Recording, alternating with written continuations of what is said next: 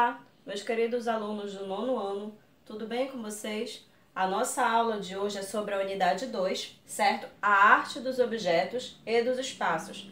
Capítulo 6 do livro de vocês, Artes Gráficas entre a arte e a publicidade. Ok? Nós temos aqui duas imagens.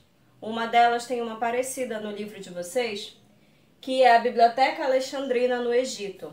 Observem o formato dessa construção. Vocês percebem? Ela tem um formato bem diferenciado daquele modelo que a gente está mais acostumado, que é retangular, ou então o prédio comprido. Observem esse formato. Além disso, na construção também tem os hieróglifos egípcios, que são as assinaturas egípcias, a forma escrita dos egípcios, ok? Nessas imagens, o que mais te chama a atenção quando tu olhas? Por que será que essa construção possui esse formato? Tu tens alguma ideia do porquê? Ela pode ser considerada sim ou não uma obra de arte? Vamos pensar um pouquinho. Por que esse formato?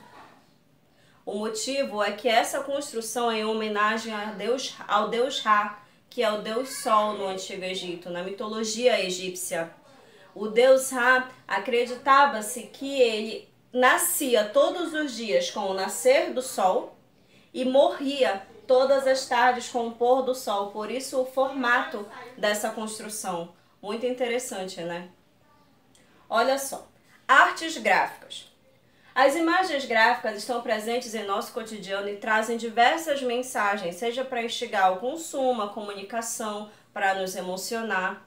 Pensando nisso, qual desses dois cartazes te chama mais atenção? Esse, do tubarão, o clássico, ou esse aqui, da Bienal de São Paulo de Artes, a 7ª Bienal de São Paulo, em 1963? E esses aqui? Para qual desses cartazes, qual desses filmes tu irias assistir somente pelo cartaz? Lembrando que eu não quero que vocês considerem a história do filme. Se vocês já conhecem, eu quero que vocês pensem no cartaz do filme. Qual desses cartazes te chama mais atenção? Só de olhar. Ah, eu olhei para esse aqui, por exemplo, e eu vou assistir o filme. Eu não sei do que se trata, não sei nem para onde vai, mas eu gostei do cartaz. Qual desses te chama mais atenção?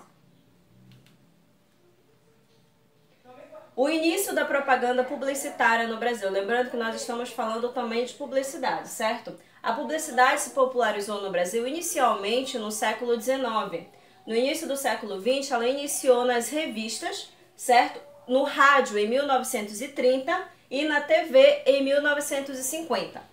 A primeira agência de publicidade brasileira foi a Eclética e ela foi criada, na verdade, em São Paulo, certo?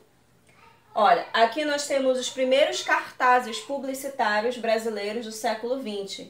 Essa aqui é da Mapping Story, certo? Várias lojas de departamento.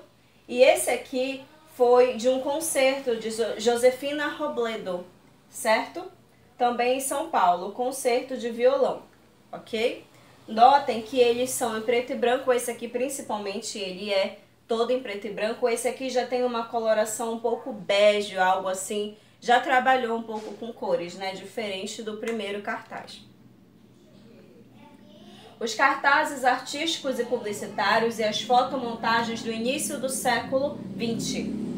Os artistas russos construtivistas do início do século XX foram muito importantes para a criação de cartazes publicitários e embalagens. Eles acreditavam que a arte não deveria ficar presa somente a museus e a demonstrações. Eles acreditavam que a arte deveria participar do dia a dia das pessoas. Sendo assim, temos aqui esses dois cartazes, certo? De dois artistas que marcaram muito a época, o surgimento da fotomontagem. Nós temos esse aqui, que é o design da embalagem de caramelo de Alexander Rodchenko, em 1924, ok? E nós temos essa fotomontagem para a capa do livro Sobre Isto, de Vladimir Mayakovsky, em 1923. Lembrando que todos os dois são russos e são artistas construtivistas. A técnica da fotomontagem. O que é a fotomontagem? é a junção de fragmentos de várias imagens na formação de uma única imagem. Como nós podemos observar lá naquela imagem anterior, vocês têm aqui várias imagens, certo? Nós temos um aeroplano, nós temos uma torre, nós temos um pneu, e essas imagens elas foram unidas para poder formar uma única imagem, ok? Existem vários processos para poder utilizar a técnica de fotomontagem. Entre elas nós temos a colagem, que é uma forma mais comum e mais fácil, digamos assim, de utilizar, parecida com aquela da imagem anterior. E nós temos também da câmera fotográfica. Com a câmera fotográfica, como é feito? Você tira várias fotografias, você imprime, você revela várias fotografias e aí você vai fazendo a sua colagem, certo?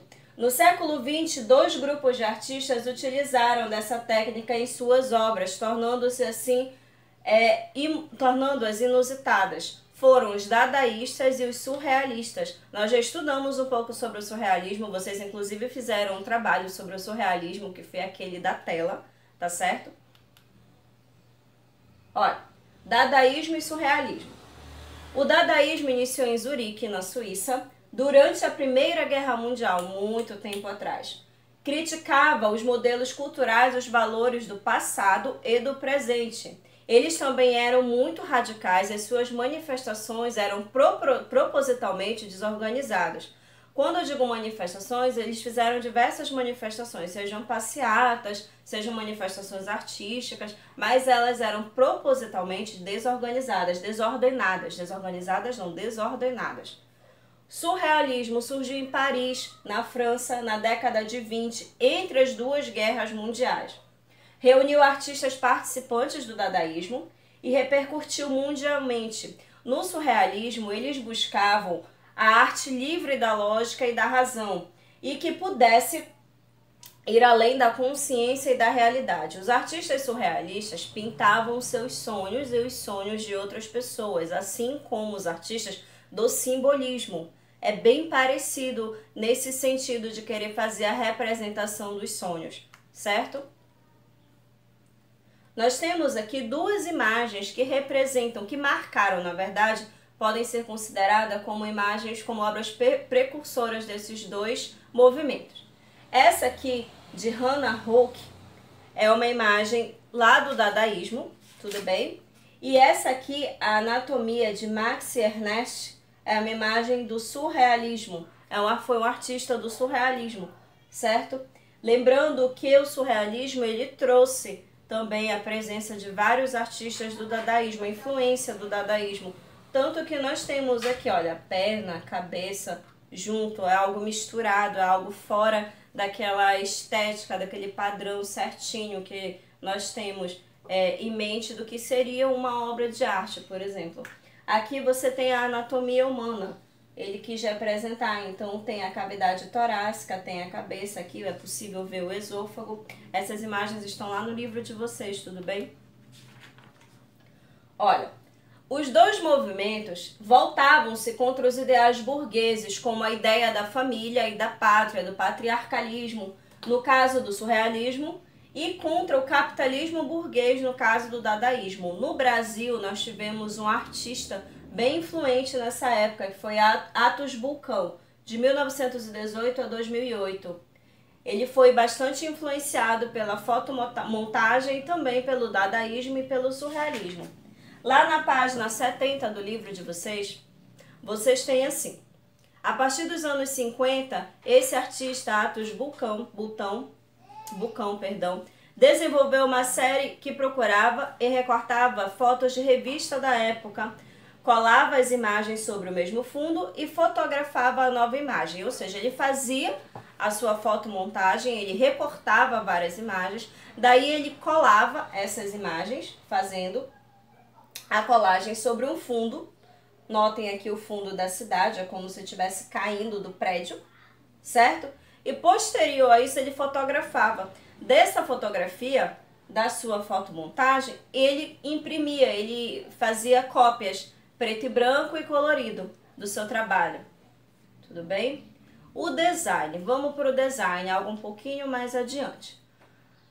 A Alemanha foi importante para o desenvolvimento do design no século XX. Em 1919, surgiu em Bauhaus a primeira escola de design que articulava arquitetura, engenharia e pintura no desenvolvimento do design industrial. Lembrando que o design ele era algo mais voltado para a indústria, algo mais voltado para empresas, no sentido de produzir cartazes, no sentido de produzir fachadas. Então, nós não tínhamos o design como nós temos hoje em dia. A proposta da escola era levar a arte a todas as pessoas de todos os níveis, independente de classe social, independente de condição financeira. Em 1933, a escola foi fechada devido à ascensão do regime totalitário nazista. E seus professores e alunos foram perseguidos, certo? Na escola também se desenvolveu a tipografia, o que vem a ser a tipografia. Do grego typos, forma, e graphien, escrita, técnica utilizada até hoje na produção de cartazes. Aqui nós temos, olha, a capa do catálogo de produtos Bauhaus, de Herbert Bayer, certo? E a Eduardo Franco, o projeto tipográfico com letras de músicas. Nessa imagem que está lá no livro de vocês, nós temos lá na página 72, tudo bem? Vários trechos de música, por exemplo, frases, né? Nós temos aqui, mais que nada, oba, oba, oba, ariarô, maracatu, entre outros. Então ele pegou várias frases de músicas e fez essa tipografia, fez essa montagem, certo? Que não deixa de ser uma fotomontagem, tudo bem? A técnica de lettering é a arte de desenhar letras. Muitos de vocês fazem isso, eu já vi vocês fazendo, na hora que vocês vão fazer os trabalhos de vocês, por exemplo, vocês colocam uma letra mais rebuscada, fazem uma assinatura mais detalhada, especialmente quem gosta de desenhar e quem gosta de escrever. Desenvolvida na maioria das vezes à mão livre, embora também em meio digital, especialmente hoje em dia. Nós já temos programas de computadores que fazem uma letra toda mais detalhada. Diferente da tipografia que utilizava caracteres pré-fabricados, ou seja, tipos, tudo bem? Visando um projeto final, o lettering se centra na criação de letras para um único fim.